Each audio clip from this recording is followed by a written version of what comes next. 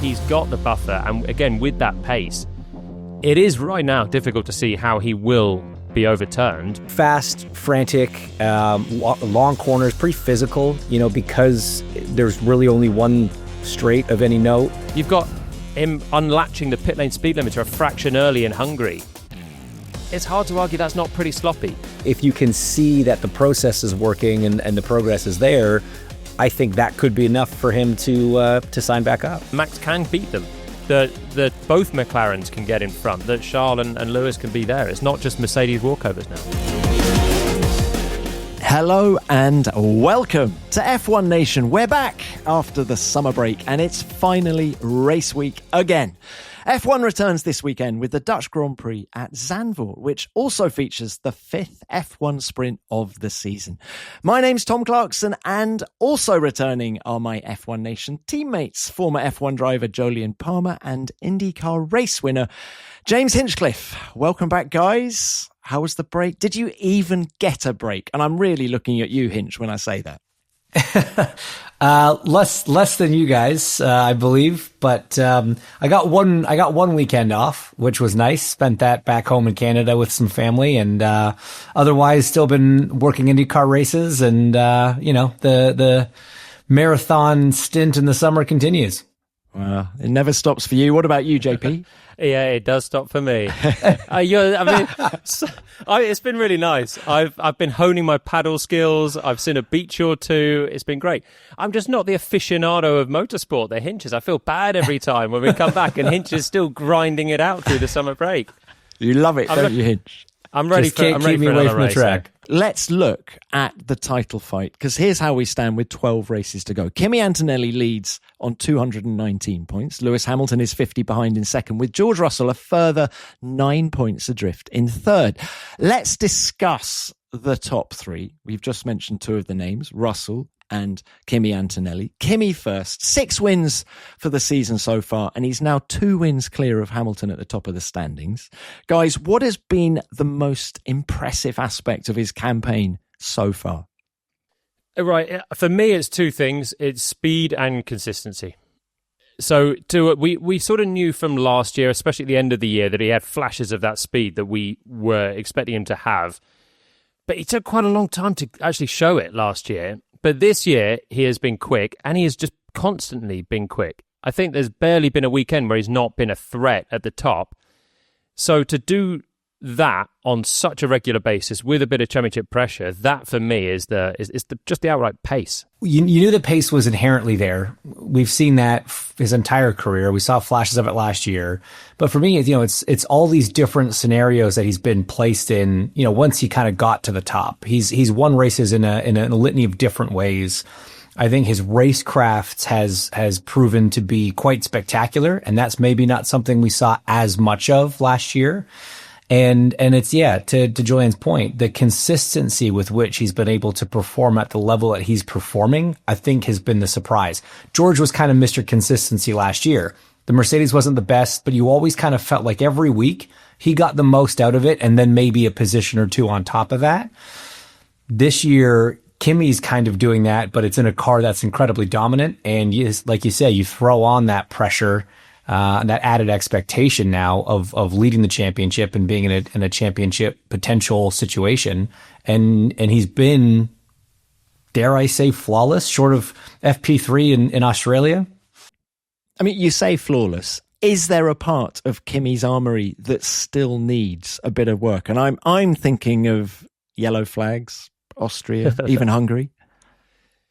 Yeah, maybe. I mean, we're really nitpicking. You're right. The Hungary qualifying one, I just thought was a little bit sloppy. Where maybe he's showing he's still so new to it, isn't he? And he's showing that he's not a rookie, but he's still 19. His lack of experience, I think, in Austria and then Hungary trying to do something that he saw George do, but not at the right time.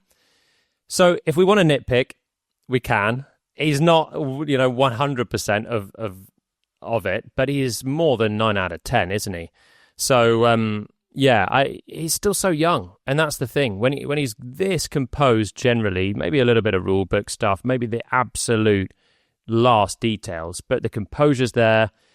The racecraft is great. I think so much of that, you get confidence from having the underlying pace. So you feel like you get a few chances at it. You know that you've got a chance to come past people. You know that you've got a chance to make up for races that maybe would get away from you. But yeah, I think maybe you're nitpicking the last 1% there, TC. Hey, it's all about 100% where I sit, right? Look, how does he need to approach then the second half of the year, right? This is now the business end. You know, with every race that goes past, we're going to be one step closer to finding out who the world champion is going to be. I mean, Hinch, is there any change in approach that's needed? No, certainly not. And I think he should be encouraged to not change a single thing. You know, coming out the summer break, he's the odds-on favorite for the title, but you don't want to have that expectation, you know, really sitting over your head. You want to try to ignore that as best you can. Don't change your approach to the weekends. Don't start driving cautious. I mean, we've seen that's when, you know, championship leads can fall apart when you start trying to protect them. He's got the car, he's got the team, he's got the ability. Just keep doing what he's doing, and, you know, he'll be a world champion by the end of the year. His buffer allows him to do that. I think when you're fighting for a title and you have 25 points, even we saw Oscar just nip over 30 points last year, and you start to think, okay, there's a little bit, but you're only one race away from that being on the cusp of that magic 25 points. I think with Kimi having 50, that is a buffer to relax a little bit, and not to say relax and be sloppy, but relax and drive as he normally would, and drive as he's been doing, without feeling the need to tense up. Because if he finishes third one day, he finishes third one day. He's got the buffer, and again, with that pace, it is right now difficult to see how he will be overturned, but we saw last year how it can go wrong. I wonder if Toto Wolff is worried about the approach. I mean, we're going to talk about Monza in a couple of weeks' time, obviously, but it came out in Hungary that, you know, Toto is thinking, look, we're probably going to have to take some power unit penalties at some point in the second half of the year. We're thinking about taking them at Monza, Kimi's home race, because it takes the pressure off if he's starting further back. And I maybe I'm overthinking it, but I get it's Toto trying to protect him. But in everything that you guys have said so far, he needs no protection. What I find interesting about that scenario is that Toto said in his quote, yeah, we're going to consult Marco Antonelli about it, his dad. And I thought to myself, why on earth is the driver's father having an input on power unit penalties? But it could be for that reason, right? Maybe he's like, do you think this will help Kimi's approach to the weekend, knowing he's going in on the back foot, and that takes a bit of the expectation away and the pressure off? But I thought that was a very telling comment. It'll be interesting when we get there, because you've got the decision here, right? So you've got Kimi's home race, the one with the most pressure, but Mercedes should have a good pace advantage when we get to Monza. So does Kimi just say, we'll start from pole, I'll take the penalty somewhere else? But then you've got George maybe coming back through for second, and when Kimi takes the penalty at a Baku or somewhere else, he can't make it back through. So they're the debates that need to be played out there. And I can kind of see why you want to understand the kid and what is going to really help him to be at ease with the final run of races. Do you think Mercedes will throw their weight behind him at some point in the second half of the year? Prioritise him over George Russell? They'll only need to when Ferrari stop making mistakes. If Ferrari get close, then they will support Kimi, because unless George is coming back into it. But at the moment, Hamilton's 50 points away. George is as much a threat as Lewis for the title. I don't see the need for Mercedes to even think about that right now. They're in control. Well, JP, that's a nice segue into talking about Lewis Hamilton, P2 in the World Championship. Aside from that emphatic win in Spain, the opening half of the year feels like a series of missed opportunities, like you've just alluded to. You know, in Silverstone, Belgium, Hungary, he picked up 4 penalties across 3 weekends. Do you think if Ferrari stop making those mistakes, Hinch, that they can challenge Antonelli and Mercedes? I think it takes a combination of them eliminating mistakes and Mercedes occasionally making one, because I think ultimately it's still the more complete package at the moment. Certainly Ferrari's done a remarkable job on their development. That said, we haven't seen a big package coming from Mercedes in a while, and one should be coming soon. And what does that do to the competitive order? You know, we've seen Red Bull take a big step. We've seen McLaren now take a big step in a Grand Prix win. But Mercedes is sort of out of sync with the upgrades. If their next one has the same level of effect and, you know, the same efficiency in terms of lap time, it's gonna make it even more dire. So I think it's still a long shot. But you still do have a rookie. We don't know how he's going to react when it really gets down to crunch time. If that 50-point buffer does start coming down for some reason, does he start to panic? Does he start to drive in a protective manner? And does that create opportunities? It is possible. But yeah, I think Ferrari have to be flawless from here on out if they've got a realistic shot at it. If you're Ferrari and you're sitting here with, let's say you blanked out the two names of the Mercedes drivers in the championship, you'd rather be chasing 50 points to Kimi, I think, in this form than George in Kimi's form. Because there is the unknown of what does he do when he gets towards a title fight. Whereas I think if George was driving like Kimi and was 50 points clear, I think we've seen enough from him in Formula One to know that he probably can keep delivering under a bit more pressure. But we don't know for Kimi. So I think you're right, Hinch, that Ferrari have to just keep the pressure on and see what happens. But I'm a little bit disappointed in them in recent races because I think they've just been given this chance with some reliability woes for Kimi. The front wing or the wheel cover stuff in Silverstone was a really lucky strike for Ferrari. They were going to lose that race and they ended up coming through, taking a big dent out of Kimi's lead. And then they go and get all these penalties. So you've got a jump start for Lewis in Silverstone just because he moved his hand too quick. That's pretty sloppy. You've got him unlatching the pit lane speed limiter a fraction early in Hungary. It's hard to argue that's not pretty sloppy. You've got the bigger one of all of them, actually, probably being the impeding penalty in Hungary. My word, that's so sloppy from the race engineer at that point, and maybe a little bit from Lewis as well. And those three penalties may cost them just some points, obviously, but a little bit of momentum and a little bit of that pressure on Kimi. So they have to cut those out. The Spa one, I think, is unlucky. I think we probably all agree that was a racing incident, that he was a bit harsh on the penalty. But you use the word sloppy, all right? But do you think Hamilton's highs are still as high as they've ever been? Do you remember that run of races, Canada, Monaco, and then the amazing victory in Spain? Was that as good as we've ever seen? I think he's driving brilliantly. I think the fact that he's even matching or ahead of Charles on pace a lot of the time shows what a great turnaround it's been. It's really difficult to compare to his glory years at Mercedes. That the competition's so different, the environment's so different. I think we are seeing some of the best that he's ever done, and I think that's why the frustration at the needless penalties, because actually his driving level is exceptionally high right now. He's really risen to these regs and the opportunity that's there for him. But then these mistakes, they're not to do with skill. That's the silly thing. It's kind of a lack of concentration or, I don't know, attention or something in him and race engineer.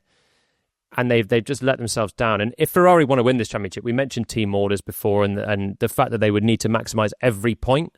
They are a long way from doing that in the last few races. And do you think in the coming races, which ones will favour Ferrari more than Mercedes? I mean, Zandvoort's not a bad one. Just shouldn't be the kind of power sensitive track like we've seen Mercedes have a bigger advantage at. I mean, that's got to be one that they're circling. But same for McLaren, right? Just based on what we saw in Hungary. So it's and who knows who's coming with what after the break. That's what's so fun about this first year of a rule cycle. Every weekend, the competitive order can switch depending on who brings what to the track. But certainly, I think this coming weekend's a great shot. Well, look, the trio at the top, we've discussed Antonelli, we've discussed Hamilton. Let's finally talk about George Russell. He's 59 points behind Antonelli, 9 behind Lewis. It's been a really challenging first half of the year. Do you think he's now on top of the car issues? Is he going to come back a more confident driver than the one that we saw last time out in Hungary? I hope he's been able to go away and just reset. Literally, I think he has with his big personal news over the summer. So hopefully he has been able to take his mind off off racing just for a little bit. I think it's the perfect thing for him because, when you're stuck in this run of difficult races, loads of pressure, all the question marks, what better than a proposal over the summer break just to think, I'm not even in racing mode right now. So, but I've been really thinking about what is going on with George. We've been talking about it for a few podcasts. So I've done some digging, guys. And I thought I'd have a look at the qualifying averages from the first half of this year and the second half of last year, or the last 10 races, to see what's going on. So George is, on average, just less than a tenth away from Kimi. Now, that's considerable. There's been a few times where he's actually got away with it in qualifying as well. When you think of Austria in the last lap, you think of Melbourne and the fact that Kimi had just crashed and was late to start qualifying. So it could have even been a little bit more. So then I was thinking, is this down to the regs, or is it down to Kimi stepping up because he's so young, and second year you'd make a step?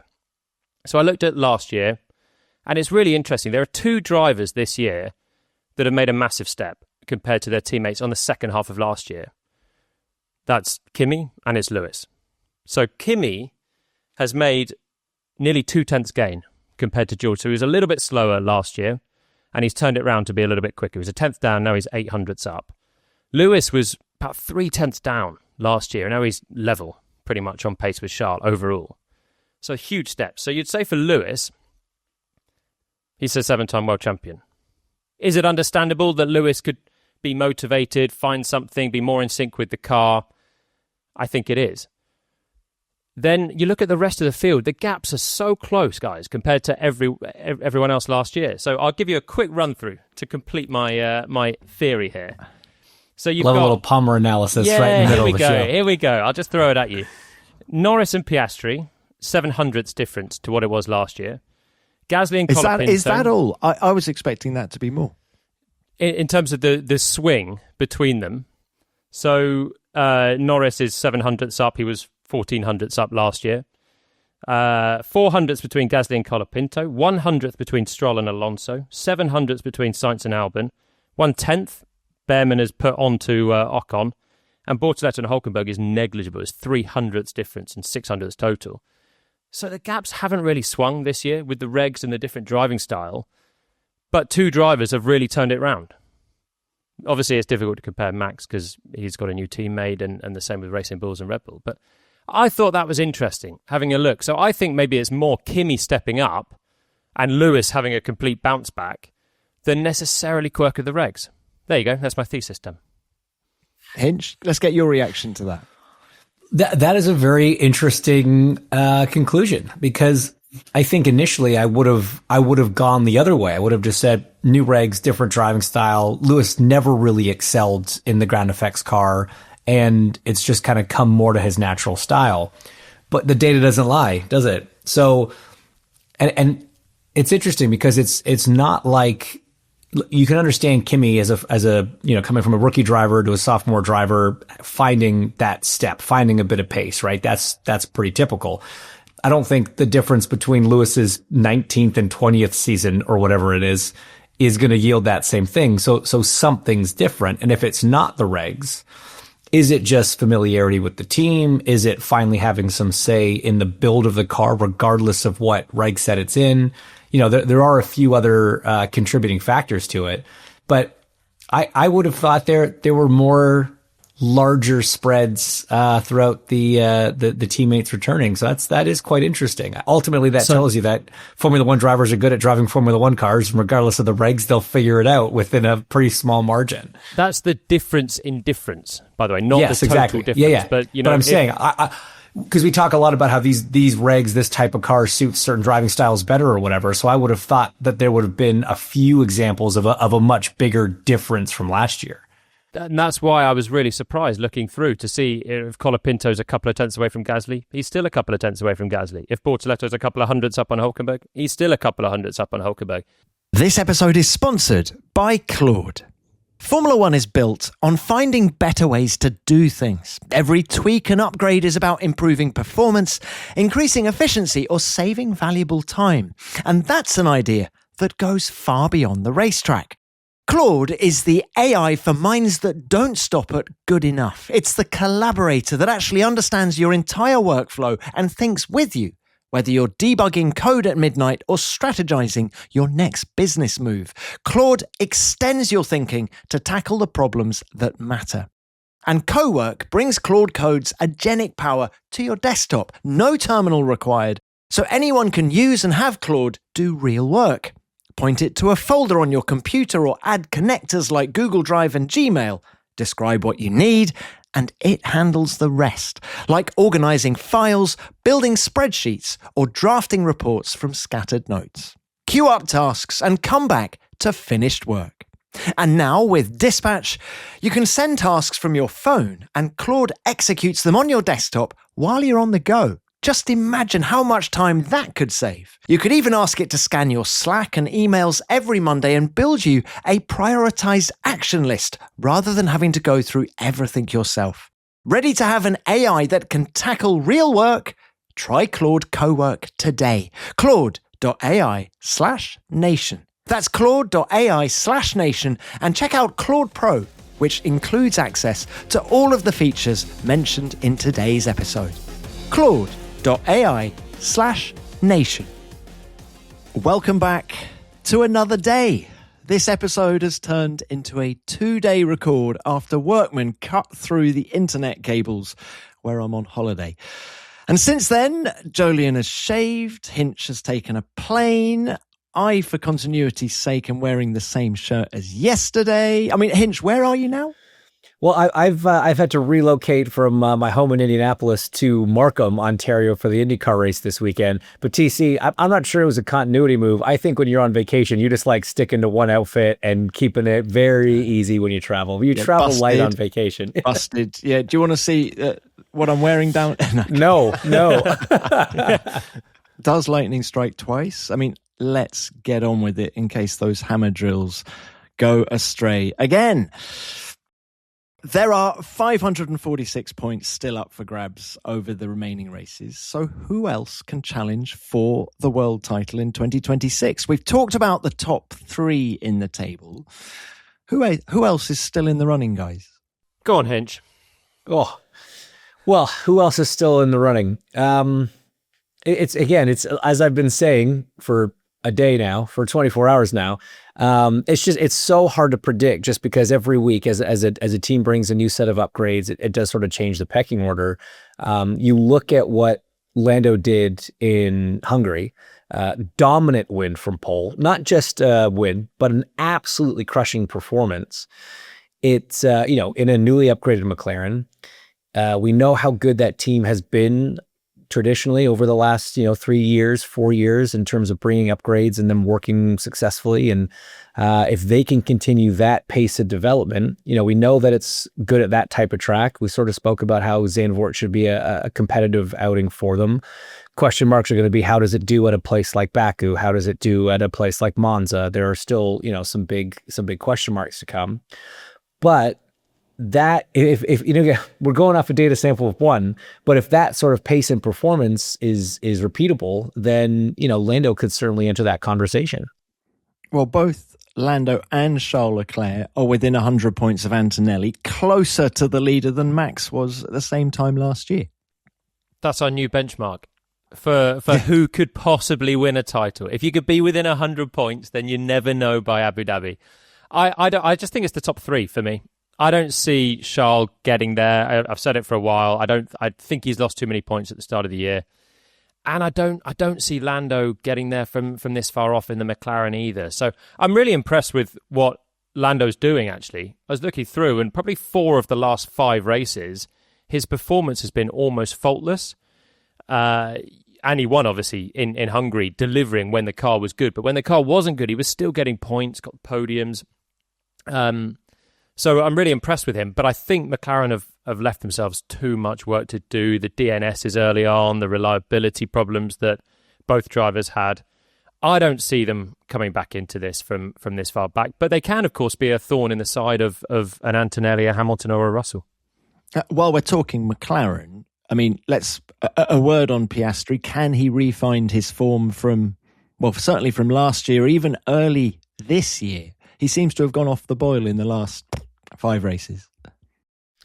I think it's very possible. You just look at the reverse situation a year ago, right, where it looked like Lando had sort of lost, his stride a little bit, and Oscar was sort of dominating within the team, and then seemingly overnight, the power shifted, the dynamic shifted, and the momentum shifted in Lando's favor. I think the two are close enough that absolutely Oscar could find that form again and be a little bit closer to Lando or even ahead of him, if he finds that that perfect form. The interesting thing for me on Oscar is when you look at his career against Lando, it was the first half of last year that he was immense, wasn't he? And he was putting in that run of form that we thought would lead him to a championship. Aside from that, he's now had sort of 3 years where he's been a little bit in the shadow of Lando, but with some good performances.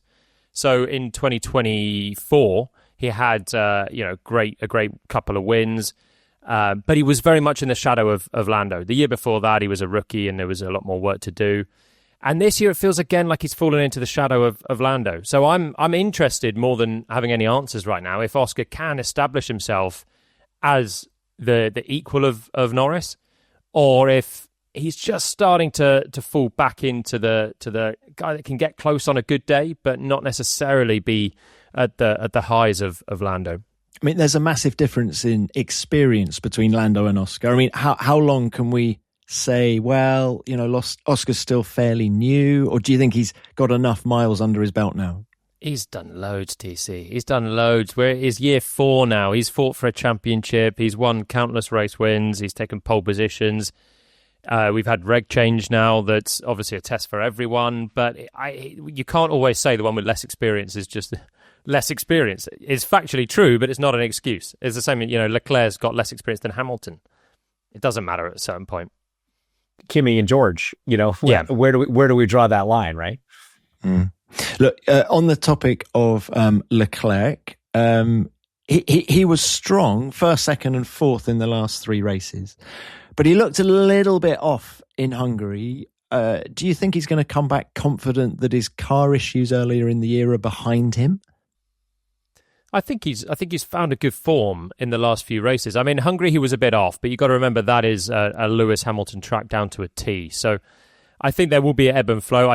We've already mentioned, Lewis has made a huge step this year. They're on an even keel, so we need to sort of reset our lenses on what Charles should be capable of, probably.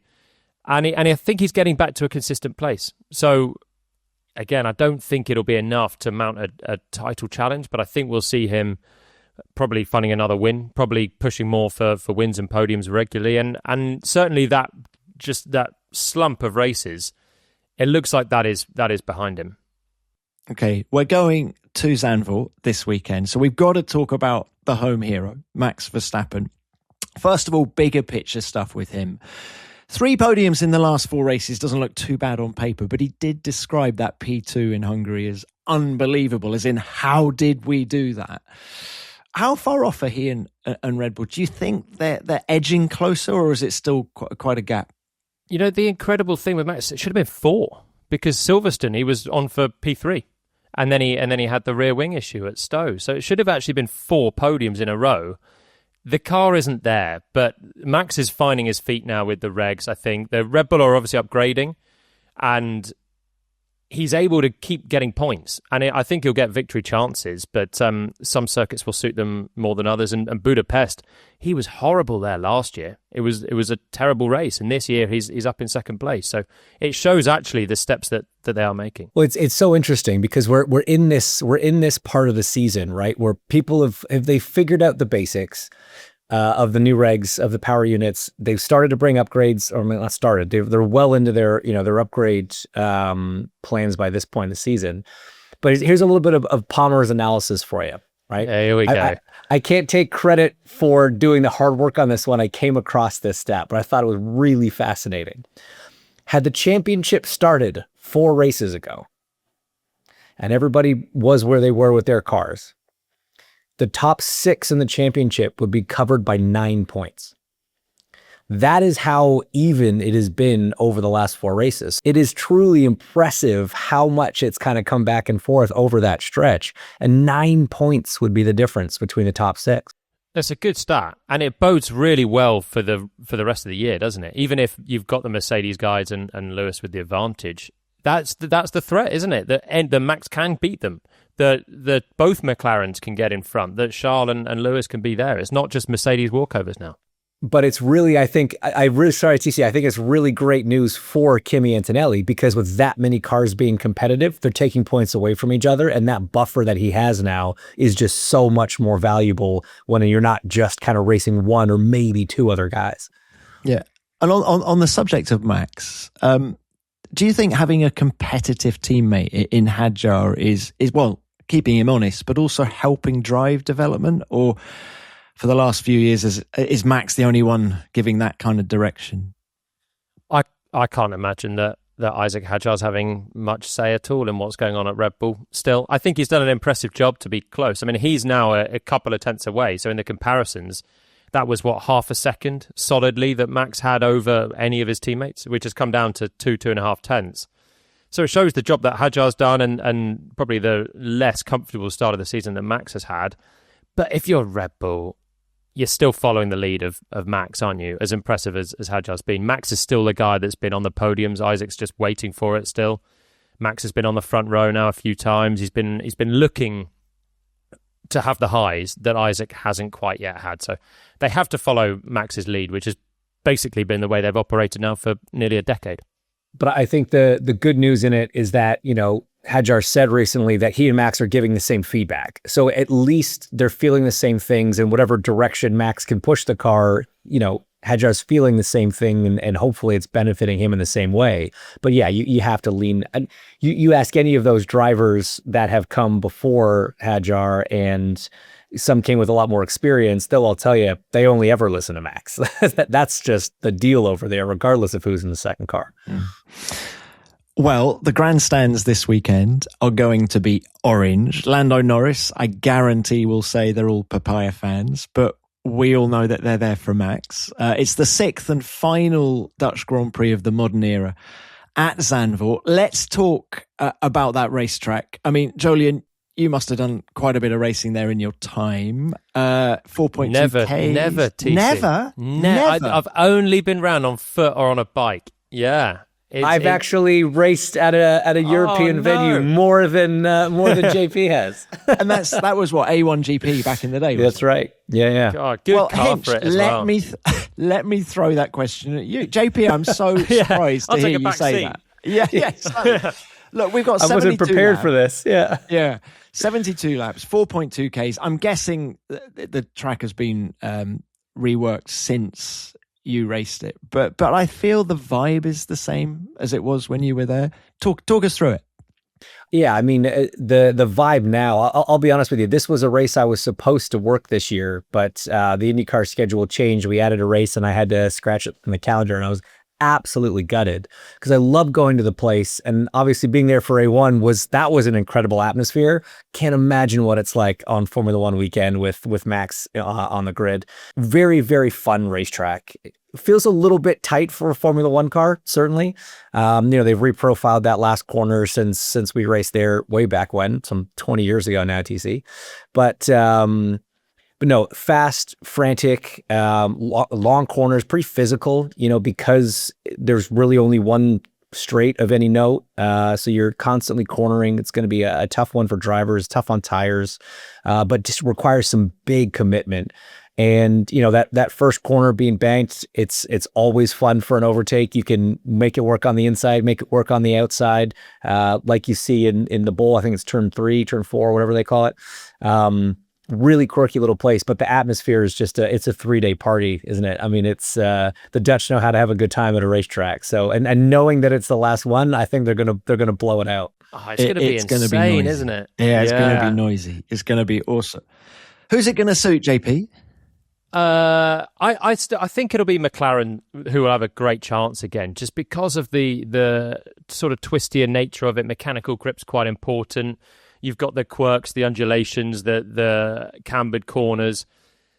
Obviously, you throw Mercedes in the mix, but I mean, it's so close now that it could. You can't rule out Max. You certainly can't rule out Ferrari, who were very close to the front row as well in they should have, well, they were on the front row, could have been on pole in Budapest. So it's really wide open. But I think again, this has been a great track for Lando in recent years. So for me, he might even start this one as the favourite. Wow. Well, look at the recent winners. You've had what? Max, Lando, and then Oscar last year. So pretty exclusive club, just Red Bull and McLaren. Yeah, and I was going to say that one of the great bits of the job is to be going down to Parc Fermé to interview the drivers as soon as they take the helmet off. And when you're down there, you're obviously in Zandvoort, you've got this party atmosphere every day. Even on Thursday, the place is rocking. So you're down there, and I remember a couple of years ago, Max went provisional pole on the last laps, and you're waiting to see who's going to be in the top three. And the roar was something else. And if Max can do it this weekend, I think it'll be unbelievable scenes. This is a paid ad by BetterHelp. When you're younger, I think a lot of us imagine that at some point you're going to have everything figured out. That's part of growing up, right? Surely at some point the pressure eases up. Then you get a little bit older and you realize that point never actually arrives. And it doesn't help when you start comparing your life with everyone else's. The truth is, there isn't one set path for any of us. Plans change. Opportunities come along that you weren't expecting. Things don't always work out the way you'd hoped. You face setbacks, and sometimes you just have to work things out as you go. But that uncertainty isn't always easy to deal with, and having someone to talk things through with can really help. BetterHelp is one of the world's leading online therapy platforms with more than 30,000 therapists worldwide and millions of people already served. And because life doesn't always run to a predictable schedule, BetterHelp offers flexible ways to connect that can work around different routines and lifestyles. You don't have to navigate life's challenges alone. Sign up and get 10% off at betterhelp.com/F1Nation. That's betterhelp.com/F1Nation. It's a chance also for us to talk about some of the other runners. I mean, Racing Bulls and Alpine is a great little battle for P5 in the constructors, just the 5 points separating them at the minute. Alpine have a big upgrade package coming this weekend. They need it because RB have scored, in every race this year bar one. Hadjar, of course, finished on the podium for Racing Bulls last year. How do you see that little scrap this weekend? Do you think RB will still have the advantage, or do you think Alpine might have enough? It just sort of depends on this upgrade. You know, the last one they brought, I think of some substance was Austria. It didn't quite pan out the way they were hoping. And I was speaking to Colapinto's engineer about how it just didn't give them quite as much performance as they were expecting.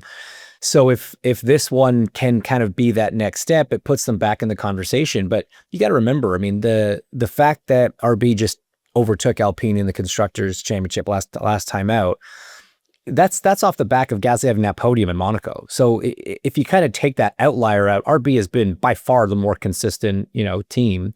I think both teammates have been contributing quite a bit to the points tally, where with Alpine, Colapinto has been closer to Gasly, but still not really to that point when the car was good. So I still think it's advantage RB unless this latest upgrade from Alpine is really something special. And guys, remember Hadjar was on the podium in that car last year. Obviously different regs, but they've always had a car that's good mechanically. And the same with the low-speed circuits, like a Monaco, they go pretty well. Zandvoort is not that. But again, it's twistier in nature, which I think will suit them a little bit more as well. So I fancy them to stay ahead, at least this weekend. And it's a sprint. So it's a bold one, a sprint in Zandvoort to get all your upgrades absolutely singing by the time you get to qualifying even. So I think for Alpine they can recover, but I fancy RB with the way they're going to keep the ball rolling this weekend. Now look, there's two other teams I wanted to talk about on the show. One, Aston Martin, right? All eyes were on Aston in Hungary when they brought the aero upgrade. It gave them a massive jump forward. Alonso into Q2 for the first time this year.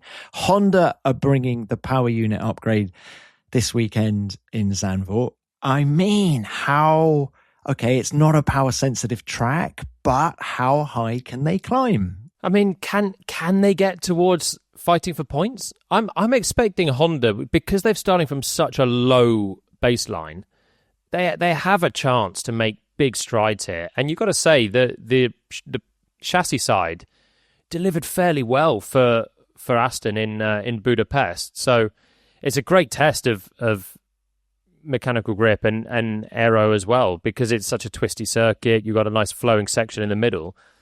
And again, I'm moving that forward to Zandvoort. I think it will work as well here. So then it depends how much Honda can improve, because some of the numbers still, that they were missing huge amounts of performance, even in Budapest, which again is not power sensitive. So I'm hoping that they can be fighting for some fringe points, maybe even this weekend, if the upgrade is as promised. Hinch, do you think it's fair to say that Aston will be the most improved team of 2026? Yes, but I'm not sure that's necessarily a fair way of looking at it. You know, it's a pretty low bar. When you start as poorly as they did, it would be a real. The only thing more shocking than how they started would be if they weren't the most improved team after that. So yeah, for sure, they will be. They already are. I mean, that was such a massive jump in Hungary, and like you say, there's still more to come on the PU side, and still more to develop on the chassis side. As we know, when you bring an upgrade, you don't figure the whole thing out and unlock every bit of performance in one go. And they had such a massive, list of things that they brought. There's lots of optimization still to be done there. So I expect to see more out of the car itself, and then obviously we all wait to see what the PU has. And I wonder how much Alonso needs to see before he commits to 2027 with that team. I mean, I think he had a bit of a smile on his face in Hungary, didn't he? How much does he need to see from Honda to commit for one more year? I think if JP's right, and they can be flirting with points, within the next couple of rounds, again, that level of development and progression can kind of, you can see the graph now. And if you're Alonso, you can say, okay, now Newey's been here from the get-go. Honda figured out the early issues. We know that they're capable of building championship-winning engines. We know that Adrian's capable of building championship-winning cars. So if you can see that the process is working and the progress is there, I think that could be enough for him to sign back up. I mean, they're currently P10 in the Constructors' Championship. I'd say Williams look very vulnerable to be overtaken by Aston. They're P9, even Audi in P8 if they don't start maximising what they've got. I mean, I am fascinated to see how part 2 of this season plays out for Aston Martin. If Aston can even climb above 10th, it'll be an incredible recovery. Given where they've been at, and they've not been even... The fact they've even got a point now is miraculous, that Alonso managed to drag that tractor around to a 10th place in Monaco. So it's incredible. If they can dream of adding they need to get double digits to get beyond, and then hope that no one else scores. So feels a long shot, but you never know. And with the season being so long, they've got chances to upgrade again. It would just be an unbelievable turnaround. And I don't think Fernando's survived this brutal first half of a year for him to pack it in now. Surely he's keeping his head up, because he knows, let's go again, and let's at least finish racing in Formula One. Right, finally, can we talk Cadillac? Formula One never sleeps, not even during an enforced summer shutdown. And the news from Cadillac is that they've brought in Marcin Budkowski as team principal, replacing Graham Loudon just 6 months into the team's debut season. Guys, love both of your thoughts. Hinch, why don't we start with you? How has that news been received in the US? I think very positively. I think when you, in the same way we were just talking about Aston, starting from fairly low and making big gains early. When you have a new program, a new rules package, a new anything, those big gains are kind of easy off the top, or they're bigger gains, early on. And I think we're kind of seeing that with the team as a whole. And so I think everybody's excited that there are, changes being made to try to improve the competitiveness of the team. Everybody sort of agrees that they exceeded expectations and how they kind of showed up in the first part of the season.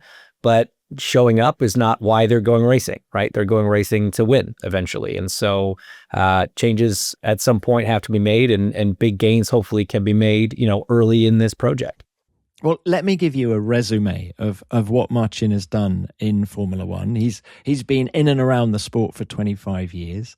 And on the face of it, he has all the experience that Cadillac would want. He's an aerodynamicist by trade, having worked for Prost, Ferrari and McLaren. He's also had regulatory experience with the FIA, where he worked between 2014 and 2018. He's an exact contemporary of Laurent Mekies, actually, who was at the FIA at the same time. And both of them were key figures behind the introduction of the Halo in 2018.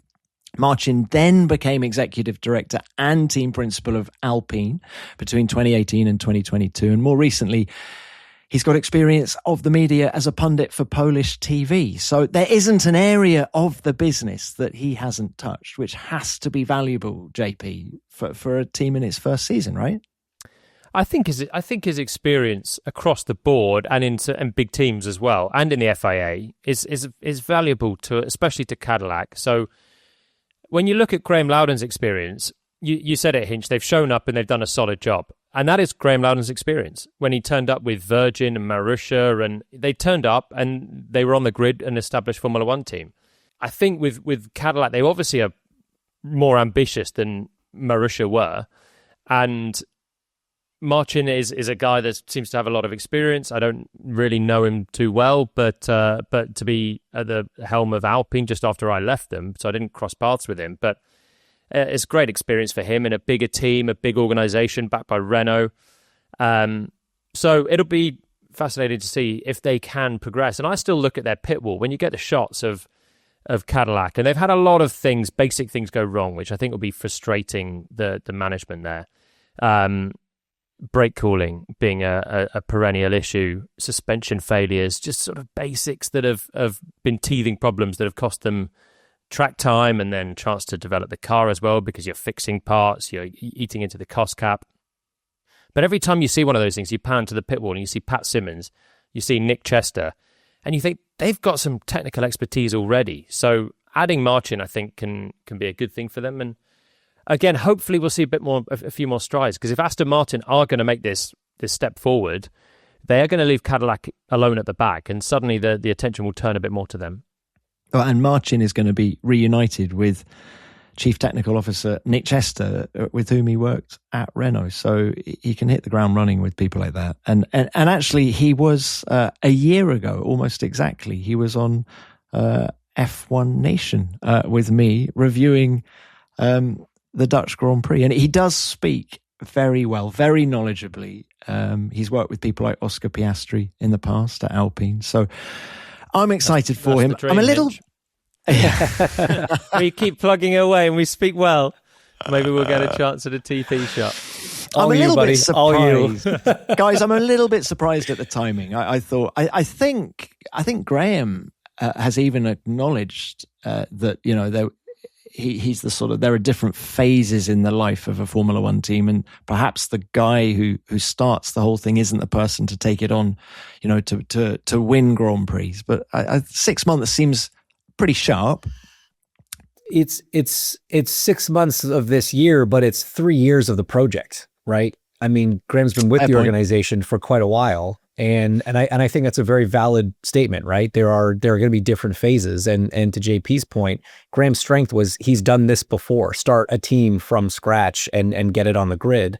I think the important thing to remember about timing is that 2027 has already started, and if you try to wait until season's end to bring in the next person, if that was the goal, you're already sacrificing 2027, and that person doesn't really have a true influence, at least their own full control, until 28.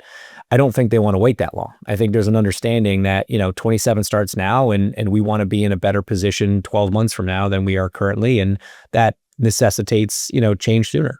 Yeah, it's a shame for Graham Loudon, I think, who hasn't had a great opportunity to show what he can do when the team's up and running, but it is a signal of intent, isn't it, from the team that have got two experienced drivers. I mentioned the pit wall guys as well, loads of experience, and now a sort of technical expert at the helm. So I think it's good to see ambition from Cadillac. All right. Well, guys, thank you for the last 2 days. What an endurance podcast. Let's do some podium predictions now. Both, let's have a sprint winner and top three for Sunday's race. I can't remember who went first last time. Come on, Hinch, Let's give it a sprint winner, top 3 for Sunday. Okay, sprint winner. I'm gonna go George. I'm gonna say, one practice. They still, I think, have the most sorted package. Brake's been good for him. Good personal news on his side. He's refreshed. He's recharged. And then I do think, looking at statistics and having the short memory that you have to have in motorsports, I think Lando wins the race.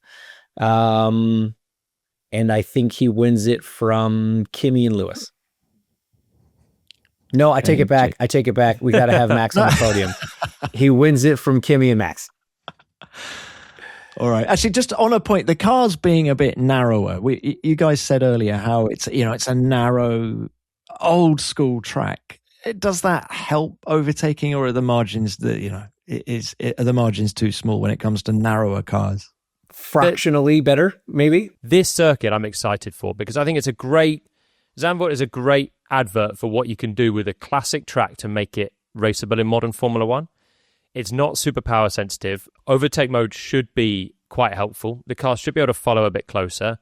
And sure, they're a little bit narrower and the rest of it. But I'm hopeful we'll get more great racing. And it's been a good racetrack as well. I think Norris wins the sprint. I think Norris starts well, wins the sprint.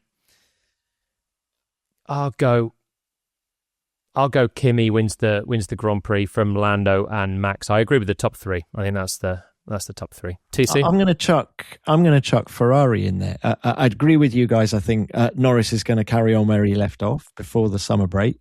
I think he'll win the sprint, and I think he'll win the Grand Prix. But I'm going to throw in Leclerc and Hamilton. I think Ferrari are going to be really strong. I think Leclerc will be ahead of Hamilton, actually. He's always been really, really good at Zandvoort. He's had a couple of podiums already. So I think it's going to be Ferrari, getting their mojo back. No Mercedes on the podium. No Mercedes. Well, Mercedes, I know it's completely different regs, but Mercedes over the last 5 years haven't had a stellar record at Zandvoort. And I know they've got the dominant car, but I just think what we saw from McLaren last time out was too strong. And I think this is a Ferrari kind of track. Well, that'll change the conversation by the time we turn up to Monza then, well, if that's the case. Come on, and then that'll be perfect leading into Monza, where we're obviously going to have a Ferrari 1-2, right? Yeah, exactly. All right, well, guys, thanks again. Great to see you both after the holes. Go well over there in Canada, Hinch. Thank you very much. And JP, see you on the ground. See you on the ground. I'll get another lap on foot going, just to build up that bank of knowledge for the next year's podcast. We run it? Let's do it. I mean, let's tough on the ankles, we talk about this a lot, but I think we should do it. Thursday night, track run night. It's a short lap. Okay. I'm preparing for a half marathon, actually. So, you'll do 15 laps, will you? Yes. A race distance. All right, guys. Well, look, in selected countries, you can watch all the racing at Zandvoort on F1 TV and on Apple TV in the US. And you'll hear Jolyon on commentary as well. And you can keep across all the action at f1.com, the F1 app, and at F1 on social media. A few parish notices. My guest on this week's F1 Beyond the Grid podcast is 1996 world champion Damon Hill, who reflects on his title success of 30 years ago. And what I found particularly fascinating about our chat was how he picked himself up after a very disappointing campaign in 1995. Lots of lessons there. That show's out on Wednesday, and you can watch our chat on the F1 YouTube channel. So please do check that out. But thank you very much for listening, and we will, of course, be back on Monday with our review of the Dutch Grand Prix. So we'll speak to you then. F1 Nation is produced by Formula One and Audio Boom Studios.